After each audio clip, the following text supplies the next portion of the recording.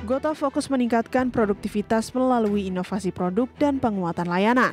Direktur Utama Gotoh, Patrick Waluyo, menyebut bahwa penguatan ekosistem, pengembangan fitur baru, dan personalisasi layanan menjadi kunci peningkatan operasional dan pendapatan perusahaan sepanjang 2025.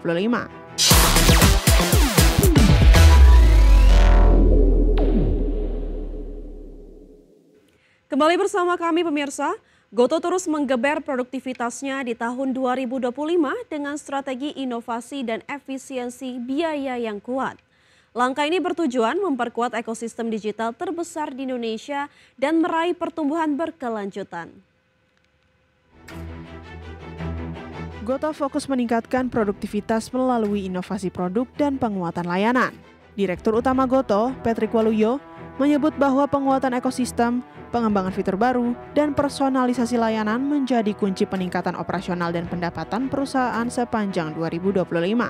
Direktur Keuangan Gotoh, Simon Ho, mengatakan strategi efisiensi biaya yang lebih terperinci membantu perusahaan menurunkan beban kas rutin sebesar 3% atau 5,3 triliun rupiah sepanjang tahun.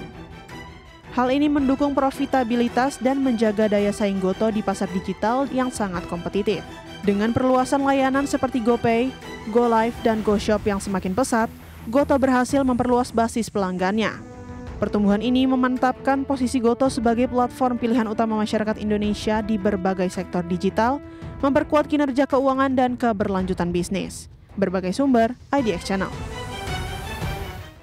Pemirsa, pekan ini PT Petrosi Tbk merilis update kinerja keuangan semester pertama 2025. Meski menghadapi beberapa tantangan, PTRO tetap menunjukkan pertumbuhan pendapatan yang positif, sekaligus menyiapkan strategi untuk memacu kinerja di semester berikutnya.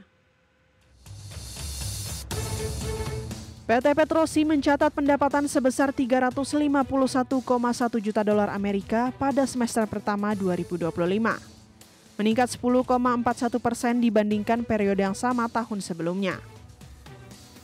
Pendapatan terbesar berasal dari segmen konstruksi dan rekayasa sebesar 159,3 juta dolar Amerika, serta segmen penambangan senilai 158,5 juta dolar Amerika. Pertumbuhan ini menjadi sinyal positif kinerja perusahaan di tengah kondisi industri yang fluktuatif. Laba kotor Petrosi juga meningkat 20,9% menjadi 49,17 juta dolar Amerika, menunjukkan efisiensi operasional yang lebih baik. Namun, laba bersih perusahaan turun 18,6% menjadi 1,07 juta dolar Amerika, terdampak oleh kenaikan beban pajak dan bunga. Meskipun demikian, perusahaan memproyeksikan perbaikan kinerja di semester kedua dengan dukungan kontrak baru dan efisiensi biaya. Per Juni 2025, total aset Petrosi mencapai 1,21 miliar dolar Amerika, naik hampir 40% dibandingkan akhir tahun 2024. Liabilitas juga meningkat menjadi 972 juta dolar Amerika, namun ekuitas perusahaan masih terjaga di level 241 juta dolar Amerika. Peningkatan ini mencerminkan ekspansi bisnis dan kapasitas finansial yang diperkuat untuk mendukung pertumbuhan di masa depan. Dengan portofolio proyek yang terus bertambah dan sinergi dengan mitra strategis, Petrosi optimis dapat menghadapi tantangan pasar dan meningkatkan laba di semester kedua 2025. Perusahaan fokus pada efisiensi operasional dan pengelolaan risiko untuk mendukung pertumbuhan berkelanjutan. Berbagai sumber, IDX Channel.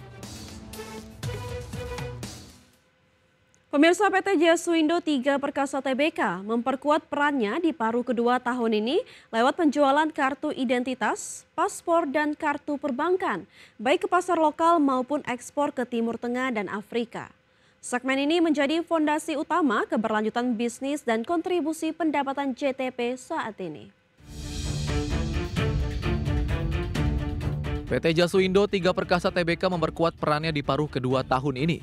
Manajemen menyatakan upaya efisiensi produksi dan pemberian harga kompetitif akan terus diterapkan guna meningkatkan volume penjualan produk-produk unggulan turnaround margin tinggi.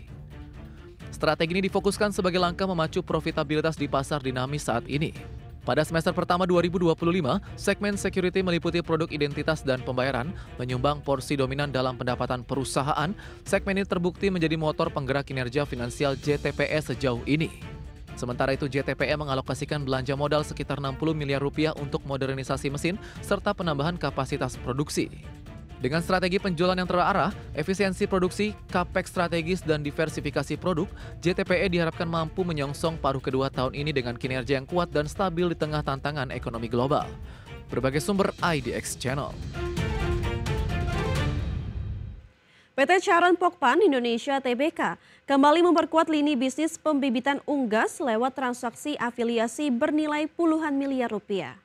Melalui anak usahanya, CP Jaya Farm, perusahaan membeli fasilitas pembibitan unggas dari PT Istana Satwa Borneo di Kalimantan Selatan. PT Charon Pokpan Indonesia Tbk atau CEPIN membeli fasilitas pembibitan unggas dari PT Istana Satwa Borneo di Kalimantan Selatan. Presiden Direktur CEPIN Thomas Effendi menyampaikan transaksi terbaru dilakukan pada 28 Agustus dengan nilai total 24,56 miliar rupiah. Aset yang diambil alih meliputi tanah seluas hampir 38.000 meter persegi di Kabupaten Tanah Laut, Kalimantan Selatan, lengkap dengan bangunan, mesin, dan peralatan pembibitan. Di mana mayoritas saham PT Istana Satwa Borneo yang menjadi pihak penjual juga dimiliki CEPIN secara tidak langsung hingga 99,99%.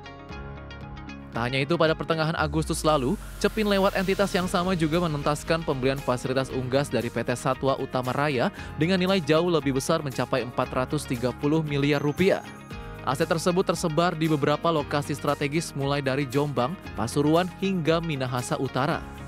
Detail akuisisi meliputi tanah, bangunan, hingga mesin dan peralatan pendukung produksi.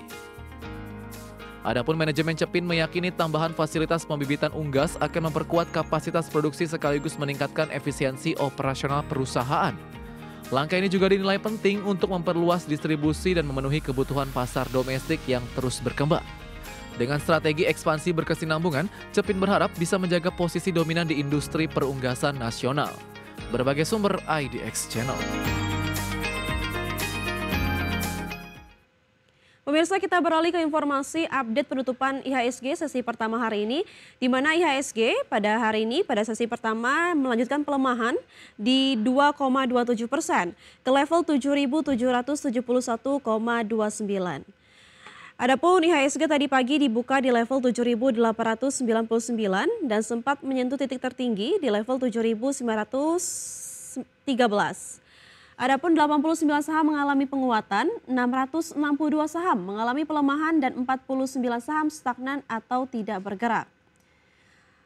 Sementara dari top gainers pemirsa atau saham-saham mengalami penguatan tertinggi ada dari PSAB mengalami penguatan 13,64%, GZCO mengalami penguatan 3,74%, ATLA mengalami penguatan 7,46% dan TEBE mengalami penguatan 8,29%. Dari top losers pemirsa atau saham-saham mengalami pelemahan terdalam ada WIFI mengalami pelemahan di 8,68%, BBRI mengalami penurunan di 2,66%, WIRG mengalami penurunan di 14,21% dan Antam mengalami penurunan di 2,35%. Sementara untuk pergerakan sektoral, industri mengalami penguatan 0,13%, konsumsi non-primer mengalami pelemahan 4,69%, begitu juga dengan infrastruktur dan konsumsi primer yang mengalami pelemahan di 3,5% dan 1,7%.